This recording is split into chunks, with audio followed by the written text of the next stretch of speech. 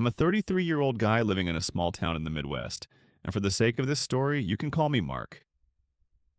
My best friend Josh is 32 and lives two houses down the street from me. We've known each other since middle school, bonded over bad pizza, worse haircuts, and the ability to turn any minor inconvenience into a full-blown comedy bit. If there's one thing you need to know about us, it's that life has never really gone smoothly, but somehow it's always been funny. When we were 19, my car died the morning of my first real job interview. I was freaking out, tie in hand, shirt half buttoned. Josh looked at me, tossed me his ancient mountain bike, and said, "If you pedal fast enough, it's technically a company car." I showed up to the office sweaty, chain grease on my pants, and still got the job because the hiring manager couldn't stop laughing at my story. When Josh's apartment flooded a few years later, we spent the night moving his stuff into my place and making up fake insurance claims like, "Sir, my emotional support Xbox drowned." Somehow, we always coped by turning disasters into bits, which is probably why the pumpkin war became what it did. Every fall, Josh goes hard on decorations. I mean, full Pinterest dad mode. Corn stalks, bales of hay, mumps and pots, and a big pumpkin display at the end of his driveway. Nothing crazy, just festive and wholesome. And every single year, like clockwork, our local neighborhood jerk would drive over it. You know the type. Mid-40s, always has a cigarette dangling out of his mouth, drives a beat-up sedan with mismatched doors. I'll call him Rick. Rick has this habit of cutting across Josh's curb instead of actually using the road like a functioning adult. 3 years in a row, he flattened Josh's pumpkins. First year, we thought, okay, maybe an accident. Second year, we thought, wow, this guy really can't steer. Third year, we knew it was deliberate because Josh had moved the display closer to the middle of the lawn, and Rick still swerved onto the grass to nail it. The worst part was that we actually tried to handle it like adults at first. Josh put a small sign up that said, "Please don't drive on the grass." Rick drove over it and crushed the sign too. We told the HOA, who shrugged and said the classic, "Well, unless we catch him, there's not much we can do." We tried parking my car at the driveway's edge. He went around it and still managed to clip the decorations. It turned into running neighborhood commentary. Kids on bikes would joke, "Wonder how long the pumpkins will last this year." Even Josh's wife, who works nights as a nurse and wasn't always home to see it, started asking, "So, did your boyfriend wreck your pumpkins again?" Anytime a new display went out, the more we failed to stop it, the more it got under Josh's skin. He'd say, "I don't even care about the decorations. It's the principle. It's deliberate disrespect." And he was right. It stopped being about pumpkins and started being about the fact that this guy thought he could keep doing whatever he wanted because nobody would stand up to him. Then came the plan. One Saturday early in October, Josh called me and said, "Come over. I have an idea, and it's either genius or evidence at my trial." When I got there, he was sitting at his kitchen table with a notebook, a tape measure, and a bank envelope. He said he'd withdrawn some money from his savings so he could buy the biggest pumpkin he could find. I joked, "What? You think bigger targets will scare him?" Josh smirked and said, "No, bigger trap." His idea was simple in concept. Make the pumpkin less crushable. He went to the garden center and hunted down the biggest pumpkin on the lot. Not the cute carving ones, but the huge lopsided heavy one that needs two people to lift it. The kind that looks like it grew up on protein powder and unresolved rage. He bought it, plus several large bags of Quikrete. The plan was to hollow the pumpkin, fill it, and set it back where Rick always cut across. I'm not going to go into step-by-step instructions because, honestly, nobody should be copying this in real life if they like having a clean criminal record and a good relationship with their insurance company. But suffice it to say, the pumpkin was no longer a soft, smashable decoration.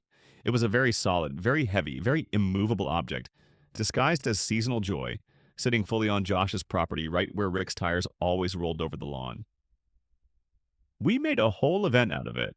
While we were working, we cracked jokes like, "You think this is how Batman started, with a pumpkin?" And somewhere, a Quikrete engineer is wondering why fall sales just spiked.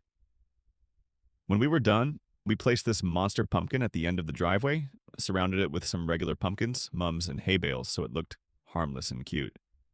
From the street, you'd never know one of them was built like a bunker. Then we waited. For 3 days, nothing happened. Kids walked past to the school bus. Neighbors complimented Josh's display. Even the mailman slowed down and yelled out his window that it looked like something off a postcard. We started to wonder if maybe, just maybe, Rick had changed his routine. Maybe he was taking the other exit now. Maybe the petty gods had chosen peace for once. On the fourth evening, just after sunset, we were sitting in my driveway with camping chairs and a couple of sodas, talking about nothing. The air smelled like leaves and someone's fire pit down the street. I heard the familiar rattle of Rick's old car coming down the road. Josh and I went quiet at the same time. The sound of that engine had become a trigger. From where we sat, we had a perfect line of sight. Rick's car approached, slowed for half a second like it always did, and then right on. Cue. He cut the wheel toward the edge of Josh's lawn. I swear to you, what happened next felt like slow motion. The front of his car climbed the curb. His right tire hit the decorative hay bale, then rolled straight into the giant pumpkin. There was a loud, ugly crunch. Not the hollow thud of squash, but the metal-on-solid shock of a car meeting something that did not intend to move. The whole front end of his car lurched. I heard something snap, followed by the horrific scraping noise of something dragging under the chassis. The car stopped dead. It didn't roll. It didn't bounce. It just died at an angle, half on the lawn, half in the street, front end slightly dipped like it was bowing to the consequences of its own stupidity. Rick tried to drive forward again. The engine revved, the wheels spun, but something underneath was clearly broken.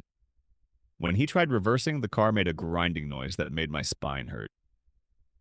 He got out of the car swearing, kicked the pumpkin, still perfectly intact on the outside, just cosmetically scraped, and realized the reality. His car wasn't going anywhere. Josh looked at me and muttered, "No way," before pulling out his phone. Rick stomped up to the house like a storm cloud, yelling that Josh had booby-trapped his lawn and destroyed his car. Josh stayed on the porch, leaned on the railing, and calmly said that the pumpkin was seasonal decor on his property, and Rick had no reason to be driving on his grass in the first place. I stood halfway between them, heart pounding but trying not to show it, because while this was extremely satisfying, it was also the kind of situation where one wrong word could escalate. Within minutes, a couple of neighbors had stepped outside to see what the noise was about.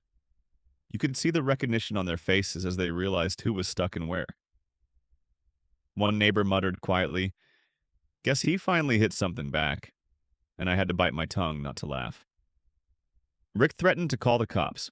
Josh said, "Go ahead," in this calm voice that told me he'd already thought through that part. So Rick did. A patrol car showed up about 15 minutes later. The officer took one look at the scene. A car partly on someone's lawn, a very large but clearly decorative pumpkin, tire tracks cutting across the grass. He asked Josh, "Is this your property line?" Josh showed him the survey stakes he'd had the foresight to mark the month before. The pumpkin was well within it. Then the officer turned to Rick and asked, "Why were you driving on his lawn?"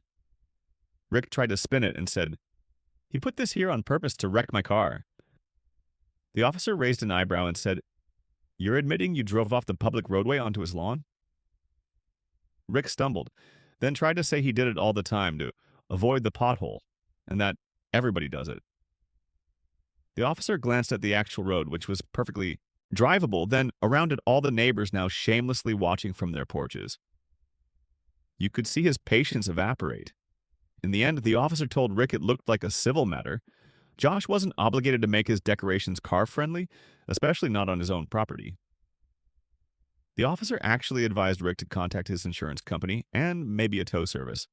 He did, however, give Rick a warning for reckless driving and trespassing on private property, since the tire tracks clearly showed he'd driven off the road and onto Josh's lawn. Josh, because he is petty but not stupid, waited until the officer was done and then said, "Since your car is disabled on my property, I'm going to have it towed if you don't arrange something in the next hour." Rick exploded again, but the officer backed Josh up and said, "He's within his rights. You need to move it or have it moved." Eventually, Rick called a tow truck. While they were hooking up his sad, crippled car, one of the guys from the tow crew actually laughed and said, "Man, what did you hit, a boulder?" Josh just smiled and said, "Just a pumpkin." The crew guy blinked, shook his head, and muttered, "That must have been one hell of a pumpkin." Later that night, Josh and I sat on the porch, looking at the still standing pumpkin. The only evidence of the incident was a scuff mark and some bent grass. Josh said, I thought I'd feel bad. Then he looked at the empty street where Rick's car used to be and added, I don't. I joked, well, look on the bright side. We just proved fall is the most structurally sound season. That would have been the end of it, but of course, this is real life and not a movie, so things didn't just neatly wrap up. There were ripples. A few days after Pumpkingate, long after the tow truck had clattered away and the neighborhood gossip had reached a steady simmer, Josh texted me a picture of an official looking envelope. He added the caption, Boss Fight Unlocked. I walked over expecting something minor like a passive aggressive HOA flyer or a noise complaint. Instead, Josh handed me a certified letter from Rick's insurance company, the kind printed on stiff paper that practically smells like legal fees. Rick had filed a claim.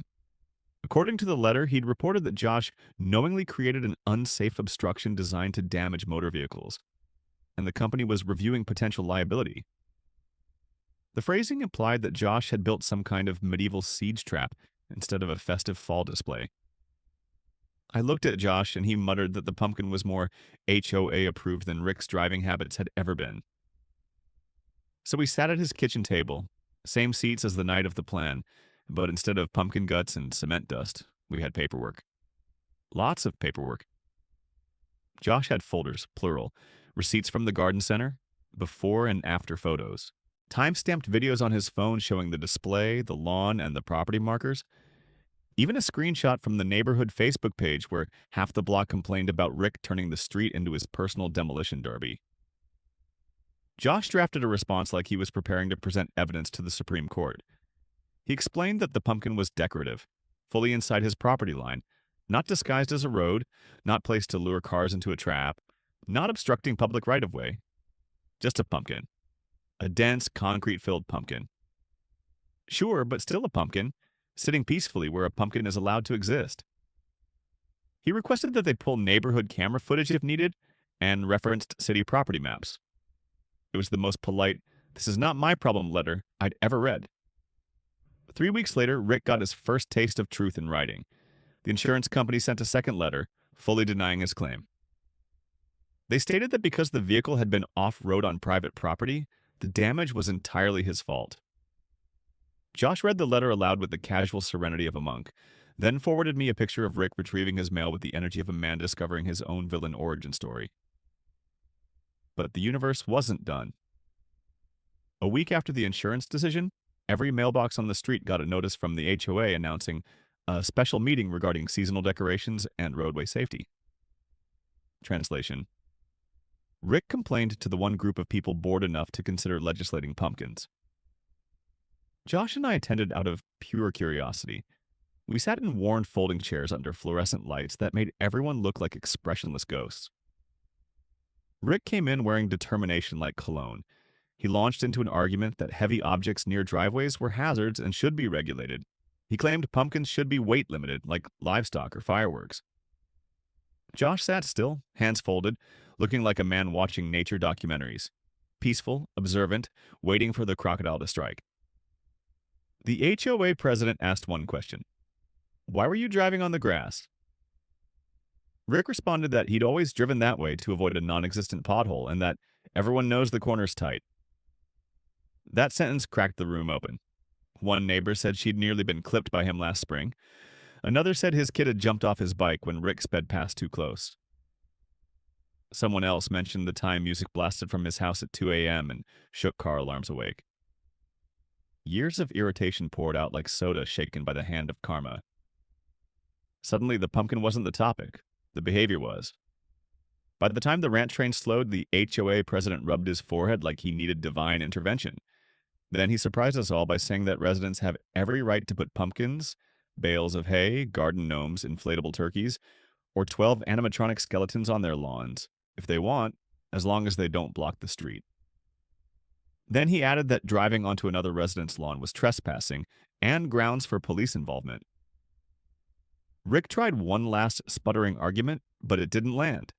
The room had collectively decided we were done entertaining lawn rampage culture. The HOA didn't ban pumpkins. They defended them. And in a town where conflict usually dies under awkward silence, that was monumental. As chairs scraped and people filed out talking quietly, Josh and I stayed seated for a moment. All of this, the letters, the meeting, the collective exhale of a neighborhood done being run over, had begun with a pumpkin we filled like a medieval cannonball. Josh turned to me with a slow grin and said, "We just weaponized a pumpkin into neighborhood policy." I told him, "Some heroes wear capes. You use gourds." The story didn't just live on our block. It grew legs, bought a bus ticket, and went sightseeing across the internet. It started with a teenager across the street, Jenna's oldest, who took the security camera footage from the night of impact and edited it like a cinematic masterpiece. They added action movie orchestral music, slow motion, dramatic zoom, and subtitles timed perfectly with the moment Rick's car crunched against the pumpkin, like a final level boss. The caption read, "When you think you're the main character, but the pumpkin has other plans," and the video exploded through every local Facebook group like fertilizer on spring grass. People shared it with comments like, "I know exactly where this is, and this is peak Midwest energy." Someone tagged their cousin in a neighboring county. Someone else submitted it to a small town drama page. Within a week, the original video had tens of thousands of views. Suddenly, at the grocery store, strangers were whisper laughing at produce like it was dangerous ordnance. Josh was getting recognized. At the supermarket, a cashier asked if he needed a forklift with his pumpkin or if his concrete mixer was parked out back. At the hardware store, one of the employees pointed at a stack of Quikrete and said that Halloween was coming early. Our mailman left a jack-o'-lantern sticker on Josh's mailbox along with a sticky note that read, "Neighborhood Safety Officer" in bubbly handwriting. It was surreal watching a story that started with frustration turn into something communal and absurd. Josh had two choices: pretend the whole situation never happened, or lean into the comedy like he was born for it. He chose the latter with full commitment. For Halloween, he cut a wooden sign, hand-painted in orange and black, that said "Caution, High-Density Pumpkin Zone." He stuck it in the yard like a government warning plaque. Kids laughed, adults smirked, dogs sniffed the display with suspicion. Rick, for the first time in his life, drove like he was taking a driving exam for the DMV. His steering wheel remained glued to the center of the road. No lawn contact, no shortcuts. He even slowed down at corners, checking both directions like the pumpkin might step out and challenge him. The jokes shifted the tone. What could have become an ugly feud dissolved into communal humor? We started making jokes every time fall rolled around. Ones like, "We should open a gym called Pumpkin Lifting and Boundary Setting. $20 a month, bring your own squash." Or, "I swear, if this gourd doesn't get a historical plaque soon, I'm contacting preservation services." It became seasonal tradition. Josh's house wasn't decorated anymore, it was commemorated. Meanwhile, something else happened. People stopped letting Rick slide. It was subtle at first. The neighbor whose lawn he'd cut across for years installed a row of landscaping boulders like a medieval border wall. Someone else called in a noise complaint instead of silently suffering through his 2 a.m. music. Kids stopped waving to him. Adults stopped lending him tools he never returned. It wasn't coordinated, it wasn't malicious, it was simply that the spell was broken. Everyone realized that Rick had only gotten away with things because no one bothered to push back. One afternoon, I was walking my dog, a golden retriever with the bladder of a caffeinated squirrel, and we passed Rick's driveway. There it was, a "For Sale by Owner" sign stabbed into the grass like surrender. No real estate company logo, just a phone number and hope. My dog paused, lifted his leg, and relieved himself on the strip of public grass near the sidewalk. I stared at the "For Sale" sign, the lawn, the mailbox, and felt a poetic sense of full circle justice. It wasn't triumph, it was closure. By Christmas, Rick's car was fixed. The dents were gone, the axle replaced, but he was a ghost moving through the neighborhood. No nods, no waves, no loud music rattling glass at midnight. He drove his route with caution and stayed in his lane, literally and socially. It was like the pumpkin had snapped something bigger than an axle. It had broken the illusion that nobody could hold him accountable. 2 years passed like pages turning in a book we thought we'd already finished reading. The pumpkin incident, capital P, capital I, became something between folklore and cautionary tale. Not something we talked about every day, not something anyone held onto with bitterness. Just a strange, brilliant moment in time that everyone remembered with the warm fondness people reserve for stories told around fire pits. Josh still put out pumpkins in the fall, though they were regular pumpkins now. Soft ones, normal ones. He'd laugh and say that one concrete gourd was his magnum opus and that retiring after a masterpiece was the honorable thing to do. We'd sit in lawn chairs and sip cheap beer, while kids in dinosaur hoodies ran up and down the sidewalk, and someone would inevitably bring up the old story. It always came with the same nostalgic grin, the same shake of the head, the same half comment whispered like it was a confession. I still can't believe it actually worked. Rick moved away a little over a year after the insurance fiasco. No goodbye, no yard sale, no last cigarette flicked toward Josh's driveway. Just gone.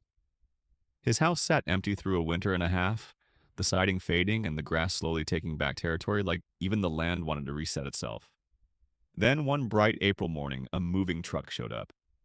A young couple stepped out, mid-20s, smiles too big for the house they bought, full of that new life shine.